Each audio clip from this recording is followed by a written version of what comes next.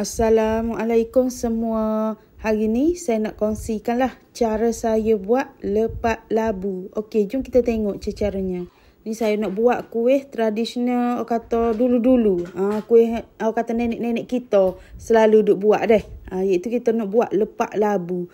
Ni kita ada buah labu yang dia kita potong kecil-kecil.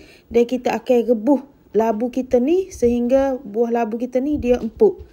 Ni nampak dia dah betul-betul empuk ni. Jadi bolehlah kita angkat. Kalau nak pastikan dia betul empuk, kita boleh ambil garpu cucuk dia. Kalau dia dah lembut tu tandanya labu kita ni dah betul-betul empuk dah. Lepas tu kita letak ke dalam bekah dan kita akan lenyek ke dengan garpu. Nak lenyek bagi dia hacur lah. Lepas tu kalau nak bagi senang dia hacur, kita kena guna masa labu tu tengah panas. Jadi dia akan mudah hacur berbanding dengan labu tu dia dah sejuk. Macam kita nak buat kuih lepak labu ni, orang kata sukat teh dia tak perlu sukat teh yang betul pun, tepat pun. Sebabnya nak buat dia sangat-sangat mudah, kita main agak-agak saja deh. Ni kita tambah ke gula. Gula tu ikut kemanisan kita. Kalau boleh jangan letak banyak lah, sebabnya buah labu tu dia ada rasa manis dah. Jadi ikut kemanisan kita lah, kalau nak manis letak lebih. Ni kita tambah ke tepung gandum. Tepung gandum ni kita letak sikit-sikit dulu deh.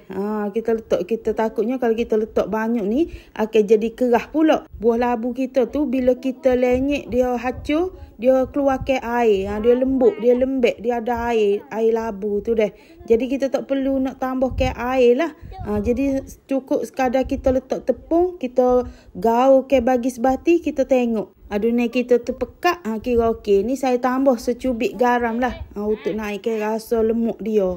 Ni kita letak sedikit sahaja garam sebab dalam inti kelapa nanti kita akan letak garam. Ni saya nak tunjuk adunan lepak labu kita. Lebih kurang kita nak buat cekodok pisang je kepekat teh dia. Ni kita nak layukan dulu daun pisang. Ni saya buat lepak labu ni waktu malam deh. Ni layu ke daun pisang. Biasa saya tak pernah pun nak layu daun pisang. Ambil awal-awal jemur di tengah panas. Tapi bila kita ambil daun pisang tu tengah malam dan nak buat kuih kata selalu, jadi kita kena layu dengan api lah supaya daun pisang kita tu dia lembut. Dia mudah untuk kita bungkus lepak labu kita nanti.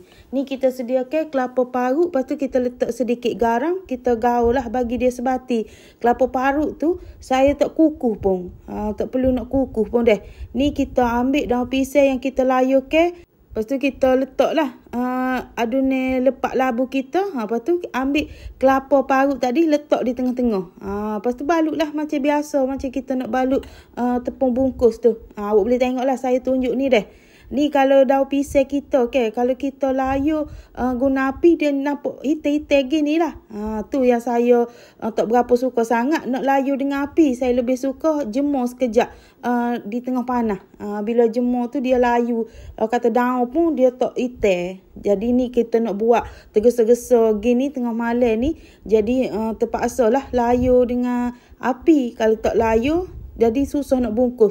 Daun pisang kita tu dia akan pecah. Ni kalau kata awak tak letak inti kelapa di tengah gini, awak boleh je letak kelapa parut tu ke dalam adunan lepak labu kita ni. Awak gaul sekali dengan kelapa parut pun boleh juga nak buat cara tu. Tapi saya ni nak buat macam kelapa parut ni sebagai inti dia lah. Ni kita akan kukuh selama 30 minit. Ataupun sampai dia betul-betul masak. Biasanya 30 minit tu dia dah masak lah. Biasanya deh. Ni kita nak angkat dulu deh. Pagi esok baru kita nak makan. Biar dia sejuk. Dia kena makan kata sejuk lah. Tak boleh makan panas-panas. Sebabnya kalau panas tu dia lembek lagi. Biar kata sejuk tu bolehlah kita makan. Tapi tak kisahlah kalau awak nak makan panas-panas pun tak apa. Ni bila kita buka, bila dia sejuk, hasil dia comel deh. Dia kemah molek. Ni hasil lepak labu kita. Ni saya buat lebih kurang ikut cara orang dulu-dulu. Tok nenek kita duk buat kuih. Sangat mudah, capok-capok je. InsyaAllah jadi kuih lepak labu kita deh. Ni kita nak rasa. Rasa dia tu sungguh sedap. Rasa sungguh sedap sebabnya kita letak kelapa parut. Lepas tu rasa labu tu. Labu tu memang sedap sungguh. Siapa dia pernah makan, dia pasti tahulah rasa dia tu lagu mana. Okeylah, kepada yang dah menonton video saya ni, saya harap jangan lupa subscribe, like, komen dan share video saya. Okey, terima kasih semua.